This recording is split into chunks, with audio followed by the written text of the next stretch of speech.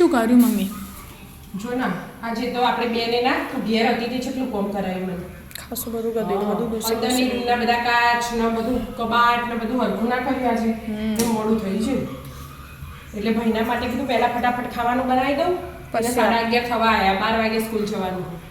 એટલે પેડા પડ્યા હતા. કાલ ઉપવાસમાં ખાવા લાયા હતા પણ કોઈએ ખાધા નતા. તો એના કેળા બનાવ્યા હતા ને આપણે બધા પછી બીજું બનાવો. બરાબર. એટલે એનો ખાવાનો ટાઈમસર હચવાઈ જાય ને સ્કૂલમાં જવાનું મોડું ના થાય એટલે જો આ કેળા પાક્કા કેળા લઈ લીધા, સમાર દીધા 2. લીલા મરચા 2 સમાર દીધા.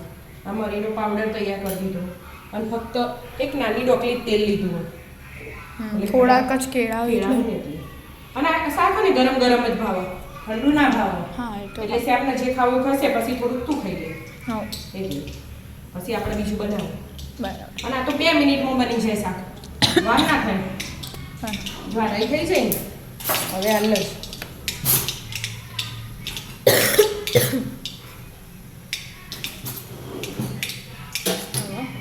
જીરું નાખ્યું, થોડી ઘી નાખ્યું અને લીલા મરચાં પહેલાં.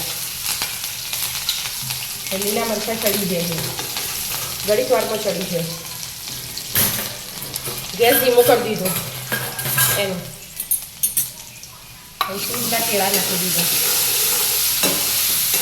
અમુક વાર મસાલો આપણે પાણીમાં પલાળીને નાખીએ પણ આ તો થોડાક જ છે ને એટલે ડાયરેક્ટ જ કરી દે. ચાલો. હા, મરચું, મીઠું, હળદર ને ધાણા જીરું, બીજું કંઈ નાખવાનું નહીં. પણ ગેસ એકદમ ધીમું રાખવાનું. અને મરી અત્યારે જ નથી દેવાના. મરીથી તો સ્વાદ મસ્ત આવે. મસ્ત આવે. મરી વગર ના મજા આવે. લીલા મરચાં ને મરી 2 તો જોવે છે.